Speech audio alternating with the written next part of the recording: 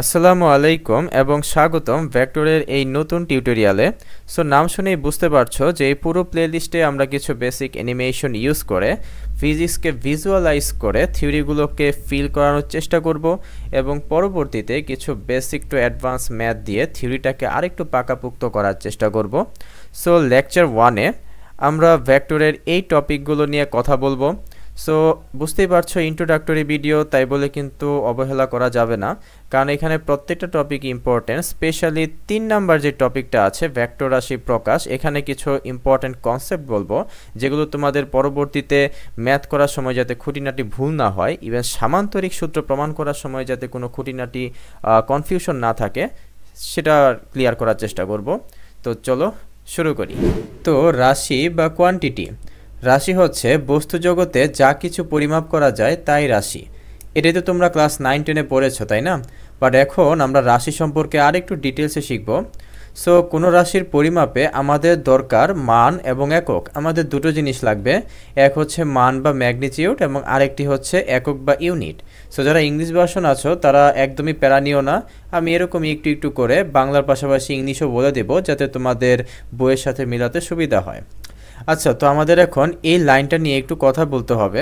তো আমি ধরে নিলাম যে সময় হচ্ছে একটা রাশি অ্যান্ড তুমি পরিমাপ করলে একটা নির্দিষ্ট অ্যামাউন্ট অফ সময় 5 সেকেন্ড। সো 5 সেকেন্ডকে চাইলে আমরা দুই ভাগে ভাগ করতে পারি 5 × 1 সেকেন্ড, তাই না? এখানে 5 হচ্ছে মান এবং 1 সেকেন্ড হচ্ছে একক। আরেকটা উদাহরণ দেই, ধরলাম দূরত্ব একটি রাশি অ্যান্ড তুমি মাপলে একটি দূরত্ব 10 মিটার। সো 10 মিটারকে আমরা চাইলে 10 × 1 মিটার আকারে লিখতেই পারি। এখানে 10 হচ্ছে মান এবং 1 মিটার হচ্ছে একক। খেয়াল করে দেখো, সময় বা দূরত্ব এরা তো সবাই স্কেলার রাশি, তাই না? বাট যেহেতু এই পুরো অধ্যায়টা ভেক্টর রাশির উপরে, সো আমি একটা ভেক্টর নিয়ে আসি অ্যান্ড একটা ভেক্টর নিয়ে উদাহরণ দেই। ধরে নিলাম যে একটা ভেক্টর রাশি 5 × a ক্যাপ। সো একে আমি দুই ভাগে ভাগ করব, সো 5 × a ক্যাপ। আমি জানি তোমরা হয়তো ভাবছো এ ক্যাপ জিনিসটা আবার কি, এটা তো আগে কোনো দিন দেখিনি। বলে দেই, এই 5 হচ্ছে মান অ্যান্ড এ ক্যাপ হচ্ছে একক। বাট যেহেতু এটা একটা ভেক্টর রাশির একক, তাই আমরা বলবো এ ক্যাপ হচ্ছে একটা একক ভেক্টর বা ইউনিট ভেক্টর।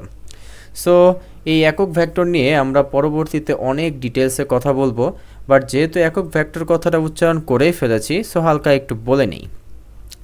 একক ভেক্টর হচ্ছে এমন একটা ভেক্টর যার মান বা ম্যাগনিটিউড হচ্ছে 1 অ্যান্ড একক ভেক্টরকে প্রকাশ করা হয় কোনো একটা ভেক্টরের একটা অক্ষরের উপরে এরকম ক্যাপ চিহ্ন দ্বারা। এইভাবে একক ভেক্টরকে প্রকাশ করা হয়। সো এ ক্যাপ হচ্ছে একটা একক ভেক্টর, তাহলে 5a ক্যাপ কী হবে? অবশ্যই এই একক ভেক্টর তার 5 গুণ হবে, তাই না? সো এই ভেক্টরটাই হচ্ছে 5a ক্যাপ।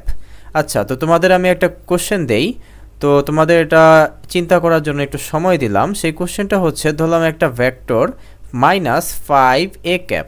তোমাদেরকে বলতে হবে যে এর মান কত এবং এর একক ভেক্টর কত, ঠিক আছে? সো এর আনসার আমি লেকচার 2-তে দিয়ে দিব ইনশাল্লাহ, বাট তার আগে তোমাদেরকে একটু চিন্তা করতে হবে। তো যারা ভাবছো যে মান হচ্ছে -5 এবং একক ভেক্টর হচ্ছে a ক্যাপ, তোমাদেরকে বলে দেই এটা কিন্তু সম্পূর্ণভাবে ভুল। তো তোমরা একটু চিন্তা করতে থাকো, লেকচার 2-তে এটার আনসার আমি দিয়ে দিব। আচ্ছা, তো এই স্লাইডে আমরা স্কেলার ও ভেক্টর রাশির কিছু পার্থক্য সম্পর্কে জানব। সো প্রথম পার্থক্যটা একদমই বেসিক, যে স্কেলার রাশির মান আছে কিন্তু দিক নেই, আর ভেক্টর রাশির মান এবং দিক উভয়ই আছে। সো এই পার্থক্যটা তোমরা সবাই জানো, বাট আজকে আমরা একটা ইম্পর্টেন্ট পার্থক্য শিখব। সেটা হলো স্কেলার রাশির কোনো রকম ভেক্টর এডিশন হয় না, কিন্তু ভেক্টর রাশির ভেক্টর এডিশন হয় বা ভেক্টর যোগ হয়। সো প্রশ্ন হচ্ছে যে ভেক্টর এডিশন জিনিসটা কি? দেখো তো, 5 আর 6 আমি যোগ দিয়ে দিলাম, এটা কি ভেক্টর এডিশন?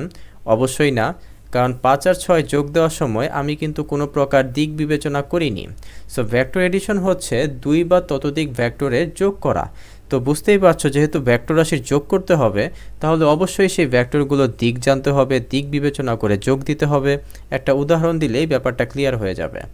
ধরলাম যে এটা হচ্ছে একটা গাড়ি। সো গাড়িটা প্রথমে ধরলাম ডান দিকে গেল, ধরলাম 4 মিটার ডান দিকে গেল, তারপর সে উত্তর দিকে ধরলাম 3 মিটার গেল। সো প্রথমে তার ডান দিকে একটা সরণ হয়েছে যার মান 4 মিটার এবং উত্তর দিকে একটা সরণ হয়েছে যার মান হচ্ছে 3 মিটার। এখন তোমাকে যদি বলে যে সরণ বের করতে, তুমি কি 4 আর 3 যোগ দিয়ে দিয়ে সরণ বের করে ফেলবে? অবশ্যই না। তার কারণ হচ্ছে সরণ একটা ভেক্টর রাশি, তোমরা সবাই জানো। সো সরণ বের করতে হলে অবশ্যই আমাদের দিক বিবেচনা করতে হবে। সো এই চিত্র থেকে আমরা দেখতে পারলাম যে দিক হচ্ছে এটা। সো এটা হচ্ছে সরণ। সো আমরা প্রথমে একটা ত্রিভুজ আঁকলাম, ত্রিভুজ আঁকার পরে দেখলাম সরণের দিক ওই দিকে, তারপর পিথাগোরাস অ্যাপ্লাই করে আমরা সুন্দর মতো সরণের মান পেয়ে গেলাম 5 মিটার, তাই না? সো আই হোপ ব্যাপারটা ক্লিয়ার হয়েছে। তো ভেক্টর এডিশন হচ্ছে দুই বা ততোধিক ভেক্টরের যোগ, কিন্তু সেই যোগ যেন তেন যোগ না, অবশ্যই দিক বিবেচনা করতে হবে। আর তোমাদেরকে যদি স্কেলার রাশি সম্পর্কে একটু বলি, তোমরা তো পড়েছো যে কারেন্ট বা তড়িৎ প্রবাহ হচ্ছে একটি স্কেলার রাশি, তাই না? বাট তোমরা যখন চিত্র আঁকতে তোমরা তো একটা কারেন্টে বা একটা ওয়্যারে বা একটা তারে এরকম ডান দিকে 2 এম্পিয়ার বা বাম দিকে 2 এম্পিয়ার, অর্থাৎ তোমরা একটা অ্যারো চিহ্ন দিতে, তাই না? সো কারেন্টের তো এখানে দিক আছে, কিন্তু তারপরও কেন তুমি কারেন্টকে স্কেলার রাশি বলছো, কেন ভেক্টর রাশি বলছো না? তার কারণটা এখন একটু এক্সপ্লেইন করি। তার কারণটা হচ্ছে, ধরলাম এখানে একটা বিন্দু, অ্যান্ড এই বিন্দুতে ধরলাম উপর দিয়ে 3 এম্পিয়ার কারেন্ট প্রবেশ করেছে, অ্যান্ড ধরলাম নিচ দিয়ে 4 এম্পিয়ার কারেন্ট প্রবেশ করেছে। তাহলে কি পরিমাণ কারেন্ট বের হবে? অবশ্যই 3 + 4 বা 7 এম্পিয়ার কারেন্ট বের হবে, তাই না? খেয়াল করে দেখো, তুমি কিন্তু এত দিক বিবেচনা করোনি, অর্থাৎ কারেন্ট কোন দিক দিয়ে আসছে তুমি এত কিছু কিন্তু বিবেচনা করোনি, জাস্ট 3 আর 4 যোগ দিয়ে দিয়েছো, তাই না? ইভেন তুমি যদি এই তারটাকে একটু এইভাবে বেঁকিয়ে দিতে, তাও কিন্তু এই তার দিয়ে 7 এম্পিয়ার কারেন্টই বের হয়ে যেত। অর্থাৎ তোমরা নিশ্চয়ই বুঝতে পারছো, কারেন্টের যেহেতু ভেক্টর এডিশন হয় না, তাই কারেন্ট হচ্ছে একটা স্কেলার রাশি, বাট সরণের ভেক্টর এডিশন হয়, তাই সরণ একটা ভেক্টর রাশি। তো এখন আমরা ভেক্টর রাশি প্রকাশের রীতি শিখব অক্ষর দ্বারা, এবং পরবর্তীতে জ্যামিতিক উপায়ে শিখব। সো আপাতত আমরা এই স্লাইডে অক্ষর দ্বারা এই তিনটি জিনিসকে প্রকাশ করব। সো প্রথমে ভেক্টর রাশি প্রকাশের রীতি শিখি। একদমই সিম্পল, জাস্ট ধরলাম যে কোনো একটা ভেক্টর এ, তার উপরে একটা তীর চিহ্ন দিলেই সেটা কিন্তু এ ভেক্টর প্রকাশ করে। ঠিক একইভাবে একটা ফোর্স ভেক্টরকে চাইলে আমরা এফ এর উপর এরকম একটা তীর চিহ্ন দ্বারা প্রকাশ করতে পারি। এখন এই ফোর্স ভেক্টরের তো মান আছে, তাই না? 1 নিউটন, 2 নিউটন বা এরকম কিছু একটা। সের মানকে আমরা কিভাবে প্রকাশ করতে পারি খেয়াল করে দেখো। জাস্ট ওই ভেক্টরের উপরে তীর চিহ্নটা উঠিয়ে দিব, জাস্ট এফ লিখবো, তাহলেই কিন্তু এটা মান বোঝায়। ধরে নিলাম যে সেই ফোর্স ভেক্টরটার মান হচ্ছে 5 Newton, so F is equal to 5। তোমাদের বইয়ে এই ভেক্টরের মান প্রকাশ করার আরেকটা রীতিও আছে, সেটা হচ্ছে যে ভেক্টর রাশিটা তার দুই পাশে যদি আমরা মডুলাস দিয়ে দেই, তাহলে এটাও কিন্তু মান বা ম্যাগনিটিউড বোঝায়। বাট আমরা এটাই খুব বেশি ইউজ করি, এটা খুব একটা বেশি ইউজ করি না। আচ্ছা, তো এখন একক ভেক্টর প্রকাশের রীতি শিখব।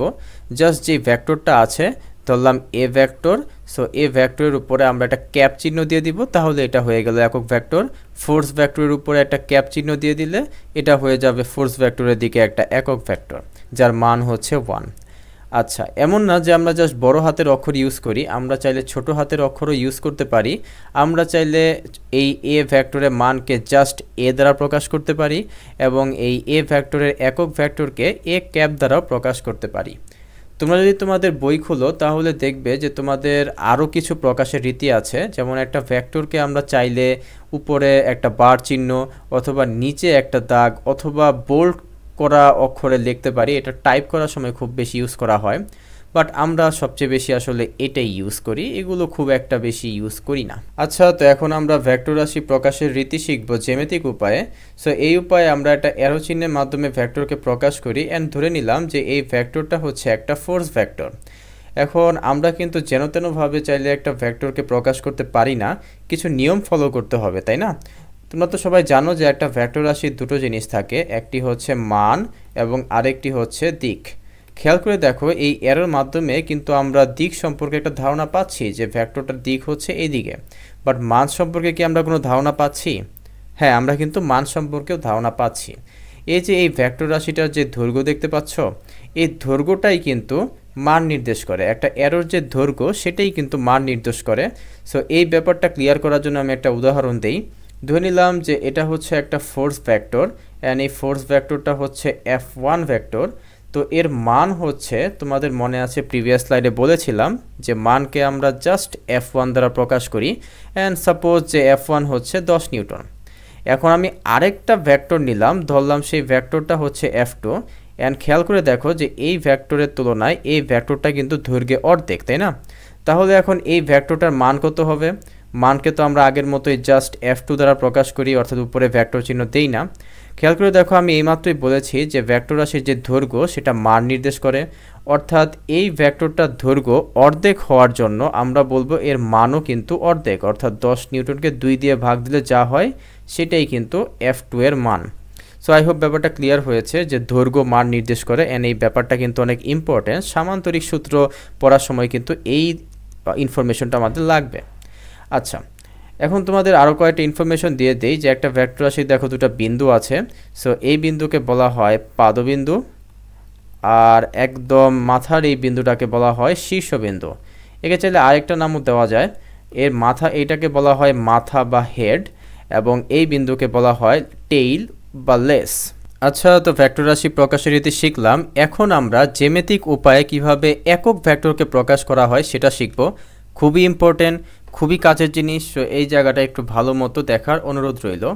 ধরে নিলাম যে একটা ভেক্টর, অ্যান্ড সেই ভেক্টরটা হচ্ছে ধরলাম ফোর্স ভেক্টর এফ, অ্যান্ড তোমাদের নিশ্চয়ই মনে আছে যে এই ফোর্স ভেক্টরের মানকে আমরা জাস্ট এফ দ্বারা প্রকাশ করি, অ্যান্ড ধরে নিলাম যে এর মান হচ্ছে 3 নিউটন। আচ্ছা, 3 নিউটন কথাটা মানে কি? আমরা কি চাইলে এই ভেক্টরকে 3 ভাগে ভাগ করতে পারি না? অবশ্যই পারি। অ্যান্ড সমান 3 ভাগে ভাগ করলে এইটুকুর মান হয়ে যাবে 1 নিউটন। ঠিক একইভাবে এইটুকুর মান হবে 1 নিউটন, অ্যান্ড এইটুকুর মান হবে 1 নিউটন। এখন তোমাদের কি একক ভেক্টরের কথা মনে আছে, বা এফ ক্যাপের কথা মনে আছে? একক ভেক্টর হচ্ছে সেই সব ভেক্টর যাদের মান হচ্ছে 1। সো আমরা বলতে পারি এটা একটা একক ভেক্টর। ঠিক একইভাবে এটাও হচ্ছে একটা একক ভেক্টর এফ ক্যাপ। ঠিক একইভাবে এটাও হচ্ছে একটা একক ভেক্টর এফ ক্যাপ, কারণ এদের প্রত্যেকের মান 1। এখন খেয়াল করে দেখো চিত্র দেখে যে আমরা চাইলে এটা লিখতেই পারি যে আমরা যদি 3টা একক ভেক্টরকে যোগ দেই তাহলে আমরা যে মেইন যে ফোর্স ভেক্টরটা আছে সেটা পাবো। দেখো 3টা একক ভেক্টরকে যোগ দিলে কিন্তু আমরা ফোর্স ভেক্টরটা পাবো, অর্থাৎ এইটুকুকে আমরা লিখতে পারি 3 into F cap is equal to F vector. ভালো মতো খেয়াল করো এই 3 জিনিসটা অ্যাকচুয়ালি কি। এই 3 হচ্ছে এই তো মান, 3 হচ্ছে মান এফ, তাই না? সেটা আমি এখানে বসিয়ে দেই এফ ইন্টু এফ ক্যাপ, আর এই সমান সমানটাকে একটু বাম পাশে নিয়ে যাই। সো তোমরা বুঝতে পারছো যে আমাদের এরকম একটা ফর্মুলা দাঁড় হয়ে গেছে। সো তোমরা চিন্তাও করতে পারবে না যে এই ফর্মুলাটা কতটা ইম্পর্টেন্ট। আমাদের আজকের ক্লাসের একদম প্রথম স্লাইডটার কথা মনে আছে যে আমরা চাইলে যে কোনো একটা ভেক্টরকে 2 ভাগে ভাগ করতে পারি, একটি হচ্ছে মান এবং আরেকটি হচ্ছে একক। যেহেতু এটা ভেক্টর রাশির একক, তাই আমরা বলতে পারি এটা হচ্ছে একটা একক ভেক্টর। খেয়াল করে দেখো এই ভেক্টরকে আমরা মান ইন্টু একক ভেক্টর 2 ভাগে ভাগ করে ফেলেছি। সো এগুলো নিয়ে পরবর্তীতে অনেক ম্যাথ হবে। তোমরা চাইলে এখন থেকে যে কোনো একটা ভেক্টরকে মান ইন্টু একক ভেক্টর আকারে ভাগ করতে পারবে, তারপর ম্যাথ করে ফেলতে পারবে। চাইলে যে কোনো বেগ ভেক্টরকে মান ইন্টু একক ভেক্টর আকারে ভাগ করতে পারবে। ত্বরণ বা সরণ যে কোনো ভেক্টরকে তোমরা চাইলে মান ইন্টু একক ভেক্টর এই দুটার গুণফল আকারে লিখতে পারবে। সো এটা মাথায় রাখার অনুরোধ রইল, কারণ পরবর্তীতে এটা নিয়ে অনেক ম্যাথ হবে। আচ্ছা, তো ভেক্টর রাশি কিছু উদাহরণ দেখব, যেমন ফোর্স, বেগ এবং সরণ যে ভেক্টর রাশি তোমরা সবাই জানো, এদের মান আছে, এদের দিক আছে। বাট তোমাদের বইয়ে আরও কিছু অদ্ভুত ভেক্টর দেওয়া আছে। যেমন একটি ভেক্টর হচ্ছে কৌণিক ভরবেগ। এই ভেক্টরটির নাম হচ্ছে কৌণিক ভরবেগ, যাকে কিনা এল দ্বারা প্রকাশ করা হয়। এই চিত্রটার দিকে বা অ্যানিমেশনটার দিকে একটু খেয়াল করো। একটা গ্রিন কালারের ভেক্টর দেখো উপরে দিকে উঠছে, আবার দেখো নিচের দিকে নামছে। দেখো একবার ধীরে ধীরে উপরের দিকে উঠছে, আবার নিচের দিকে নামছে। সো এটাই হচ্ছে কৌণিক ভরবেগ। এবং এই চিত্র দিয়ে খেয়াল করে দেখো একটা ব্লু কালারের একটা ভেক্টর উপরের দিকে উঠছে, আবার দেখো নিচের দিকে। সো এই ভেক্টরটার নাম হচ্ছে টর্ক, যাকে টাও দ্বারা প্রকাশ করা হয়। সো আমি জানি যে তোমাদের কাছে ব্যাপারটা ক্লিয়ার হয়নি, স্বাভাবিক, কারণ টর্ক এবং কৌণিক ভরবেগ এগুলো আমরা পড়ব 4র্থ অধ্যায়ে। বাট এখানে আমি তোমাদের কেন দেখালাম, কারণ তোমাদের বইয়ে আছে, বইয়ে দেখে যাতে তোমরা বেশি টেনশনে না পড়ে যাও, হয় এটা তো পারি না, এটা তো কোথায় আছে, এটা তো শিখিনি, তার জন্য হালকা করে এখানে একটু দেখালাম। ঠিক একইভাবে দেখো যে এই ভেক্টরটা, এই ব্লু কালারের যে ভেক্টরটা আছে একে বলা হয় তল ভেক্টর। তল ভেক্টর কেন বলা হয় খেয়াল করে দেখো, এই তলের সাথে লম্ব বরাবর উপরের দিকে আছে, তাই এই ভেক্টরকে বলা হয় তল ভেক্টর। অ্যান্ড তল ভেক্টরকে এ দ্বারা প্রকাশ করা হয়, এ ভেক্টর দ্বারা। এরিয়া থেকে এ এসছে। সো এটাও ফিজিক্সের সেকেন্ড পার্টে এগুলো নিয়ে অনেক কথা হবে। সো হালকা করে একটু এখানে দেখিয়ে দিলাম। সো পরবর্তী ভিডিওতে আমরা ভেক্টর রাশির বিভিন্ন উদাহরণ নিয়ে কথা বলবো। সো সেই ভিডিওটি দেখার অনুরোধ রইল। Thank you.